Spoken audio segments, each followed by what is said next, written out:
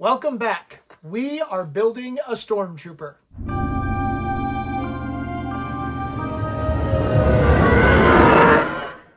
And in today's video, we're going to work on the chest piece. And subscribe to my channel because we're going to build the whole Stormtrooper from head to toe. Let's get started. All right, so the chest piece comes molded as the rest of the armor does, but has a lot of excess plastic on it. So we're going to remove a bunch of that plastic. Couple things that we want to note about the chest piece while we're trimming. Along the bottom, just like the shoulder bells, we want a very small return edge along the bottom of the chest. That's going to give it a little bit of depth when it hangs over the torso. But also, we want a return edge along the side of the chest here, which we want to be larger. I want this one to be closer to a quarter, maybe even a third of an inch all the way around, so that when it's on up above, it's even more defined of a 3D look. So we're going to start off by trimming some of this excess plastic away with our trimmers. As with the shoulder bells, I've got my little trimmers with a nice curved little point, and we're just going to start trimming away some of this excess plastic.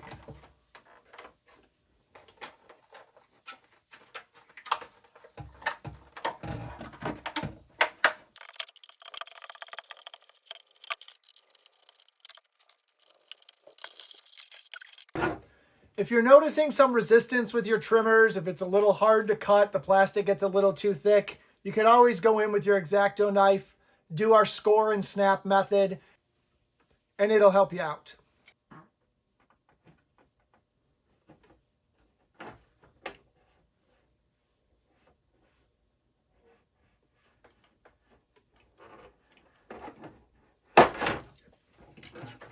So I've given it a good score there. And then I'm going to take my trimmers and I'm going to cut a couple places up to my score.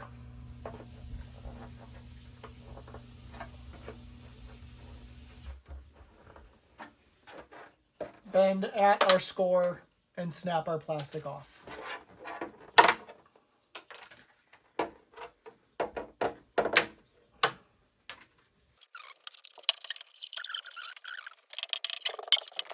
You'll see on the side of the armor here, there is a very defined line where that return edge is going to be on the side that helps you cut the plastic.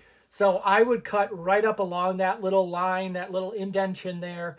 And then when we go to finish that return edge, we'll come up a little bit from that defined spot. But it's a nice guide to cut off as much plastic as you can. And on the bottom, you're going to see there is a lot of extra plastic here. We are only really going to need about 1/8 of an inch for a return edge on the bottom, so we can clear out a whole lot of this plastic along the bottom here. I'm going to use my X-Acto knife to do that, save me a little time.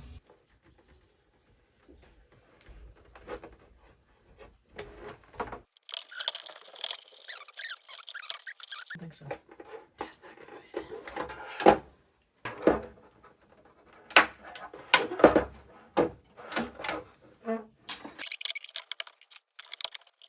Now we've got a smaller edge to work with here when we get that Dremel out.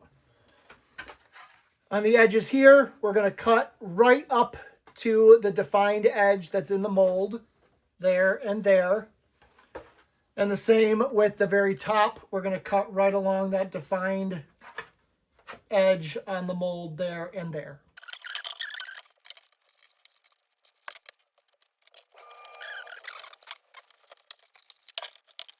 Now we have a lot of that excess plastic trimmed off of our chest piece. So now we can go in and we can define the areas that we want to keep the return edges on. As with the shoulder bell, I'm going to take a pencil and I'm going to draw myself some guidelines so that when I'm working with the Dremel, I know where I want to go up to and I don't get too close. Or something. When one expires. Do the fans ever have to be replaced? No.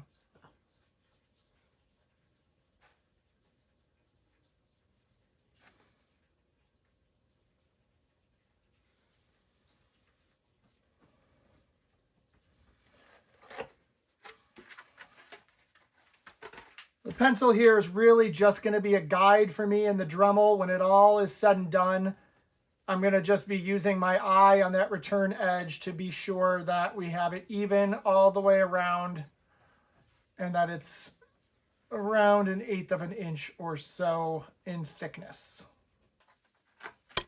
And then, like I said, on the sides, we're going to do much thicker of a return edge because we want to have a lot more definition in the upper chest area where it's just touching our under armor and not other parts of the armor. And then I also like to, in these areas where it's predefined and we're coming right to the edge, I do like to use my pencil to kind of follow that definition that is in the mold, just so that when I'm using the Dremel, I can see exactly where I'm going. Once more on the other side.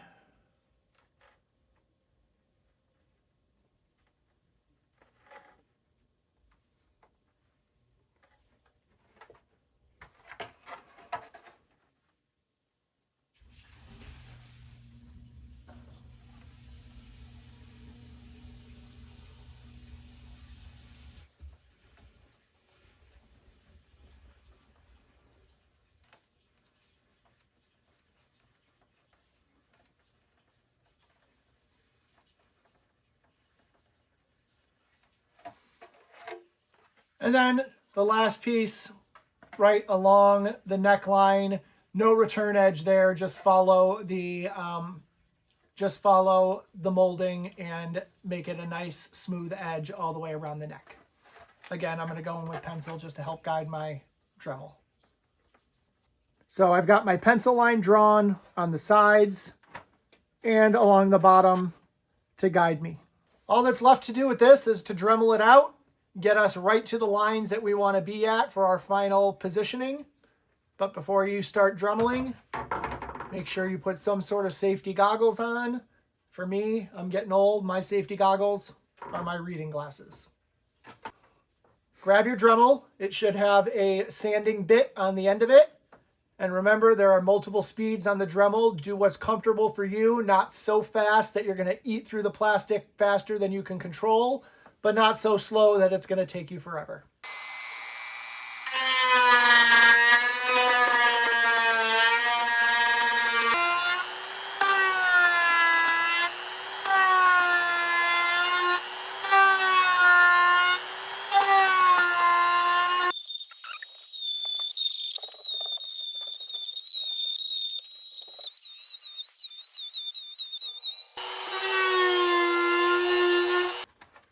All right, so we're done with our Dremeling. As you can see on the sides, we have a nice even edge all the way around. We're nice and flat around the neck, flat on the top, a nice even edge on this side to match the other side, flat here, and a nice little return edge along the bottom. But when you're done with the Dremel, you're going to get this really rough edging. So what we're going to do now is we're going to take our fine grit sandpaper and we're going to smooth everything around the entire chest piece down to a finished product. So I've got my fine grit sandpaper and we're going to go around the whole chest piece.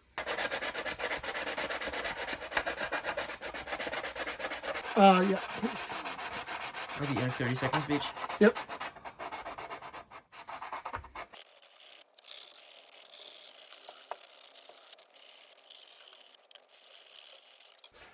These edges on the side of the chest plate are going to be touching you, so really get in there good and make sure they're smooth because you don't want any sharp edges ripping through your Under Armour and scratching you up. And once you're done sanding, you now have a finished chest piece. So we have our nice return edge on the side here, same edge on the side here. We have a nice 1/8 of an inch return edge along the bottom, and everywhere else is flat, flat, flat, flat, and flat. And this piece will fit nicely across your chest. That's how to do the chest piece. The next video, we're going to work on the shoulder straps that will attach here and here. We'll talk about how we cut them, how we finish them. More importantly, it'll be our first use of E6000 and how we attach two pieces of the plastic together. So if you want to keep watching me build this armor, please hit that subscribe button. If you enjoyed this video, drop a like, leave me a comment, tell me how much you're enjoying this build, and I'll see you next time. May the Force be with you.